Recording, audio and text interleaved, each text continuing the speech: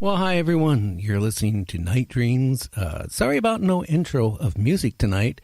It's been a day that, if there is such a thing as a paranormal day, it has been mine. Oh, I'll tell you, started off with a meltdown of the one laptop that I feed into my main server for Skype. That quit working. And then after I spent like 4 hours trying to get it to work with no luck, then one of my processors for the voice, which I have 6 of them, different audio devices there, one of those decided to all of a sudden start doing its thing. So it's been a real interesting night. We got a guest tonight, though. And I need him bad, John. And he's the guy who is the guru to attract money with mind power and everything else. And I'm going to be bringing him on in a second. What can I say? When everything malfunctions all at once, it kind of leaves you like, but that's how it's been. So I'm going to bring him on right now. I'm going to take him there. See that? Are you there?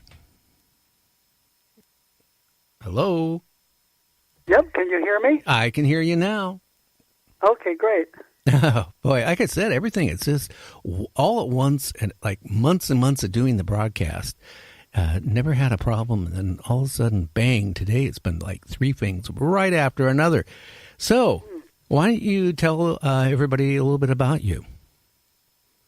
Okay, well, I'm James Goy Jr., and I'm the author of 9 books to this point, 2 of which are song lyrics. And my first book, and still the one I consider my calling card book, my main book, is How to Attract Money Using Mind Power. And I first wrote that book, I first published it in 2007, and so I republished it about 10 years later after having it out of print for maybe a couple of years in preparation for republishing it and publishing all of my new books. And the book is really a manual. It's really a straight, concise, to-the-point manual on how to do what the title says, how to attract money using mind power, and I love sharing this information. Oh, wow. And how many millionaires have you made? Well, I think that they're probably following my advice to keep their finances private, so I wouldn't be surprised if there were some, but I do hear great stories of people, just some of the numbers aren't in my head right now, but like a salesman who wanted to increase his money by, 50% or something and ended up quadrupling his monthly income and things like this. And, or people receiving gifts like a car out of the blue so that now they can go to work where before they couldn't.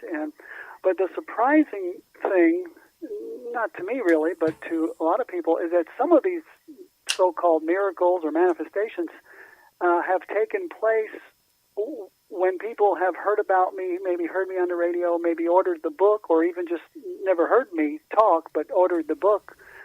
And then they'll have something come through, like all of a sudden some kind of windfall or something, even before they get the book. Oh, wow. And so some people think, oh, well, what a coincidence. And I say, well, no, let's look at this. They're already doing a lot of what's in the book just by the fact that they bought the book. They became aware that that mind power can be used to attract money. They're open to the concept.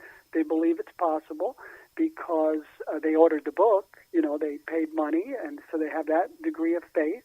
They're already starting to think of expanded possibilities and more money. That's why they're getting the book. And so, no, it's not a coincidence by any means, but it's really not all that amazing either. It's just mind power in action. I mean, everything is mind power, and what we put our mind on, what we focus on, what we desire, what we believe, what we expect, those are the types of things that tend to come about. I quote 160 other separate books and separate authors in my book, and so this isn't stuff I've made up or theorized by myself. This information has really been around for hundreds and even thousands of years, and so I've just really pulled it all together and tightened it way up and applied it specifically to the task of attracting money, because the techniques, the metaphysical techniques, can be used for anything. any kind of growth, advancement, attainment, sports, business, whatever. But I know that a lot of people have a problem specifically with money in this, modern society that we're in, even though they know the techniques sometimes and use them, for other things. But people have a hard time applying it to money because there's certain blocks in the way and things. And also because money, the reason I focus on it and I make this my main thing, really, is what I specialize in, is because with more money, you can improve every other area of your life. There's no one that yet has come up with an area of life that I cannot make a connection and show you how having more money can help you improve that area of your life as well. And it also can give you more time and just, more relaxation when you're not stressed about money so that you can expand and grow in all areas of your life. Oh, wow. So, like, if I still, how's the mind power come into it? That's my question to you. Right. Okay. Well, really, what the foundation of this is, we'll start with an understanding that everything is mind power. Everyone's using mind power all the time, only they don't know it. And it's what some people call the law of attraction. Some people call it manifesting. Some people call it mind power. But basically, what the premise here, and it's, you can look at just all the old teachings and from the Bible to other, ancient, religious writings, and it's just packed with this information. It's packed with mind power information, really. Like things like, if you have the faith of a mustard seed, you can say from the mountain to move from here to over here, and it'll go. As a man thinketh, so is he. Buddha said a man becomes what he thinks about all day. And you could just go on and on and on when you delve into all of these other teachings, and just the self-help and New Age and New Thought books, all of that have been around for a very long time now. All of this stuff is in there. And so it really comes down to mind power. Now, what is mind power is, basically we're in an energetic world. I mean, if we look at the findings of quantum physics, everything is energy. And energy always has an effect. And also our thoughts are energy, so they affect our environment. And so when we think positively, I mean, the old thing, Norman Vincent Peale, The Power of Positive Thinking, very popular staple, classic book in this field. The concept that when we think positively, we tend to attract positive things. And when we are pessimistic and negative, those types of people tend to attract negative things. People who focus on lack tend to experience that. People who are focused on increase and abundance, they tend to experience that. It's all mind power. It's all thoughts, feelings, the words we speak, and there's other parts of it, our beliefs, our expectations, the images within our minds, very important, but what we think and what we say tends to give rise to these images, and this is all the stuff that goes into the soup, the mind power soup, that really makes our life what it is. Uh-huh. And so the book is just packed with different techniques and principles and stuff, and we can go more deeply into any of them, and they all interrelate. In other words, you can't really you can't do one of the techniques without inadvertently doing others. Uh-huh. For instance, in chapter 8 is on speak as if, and I have 8 quotes in each chapter for the subject of that chapter.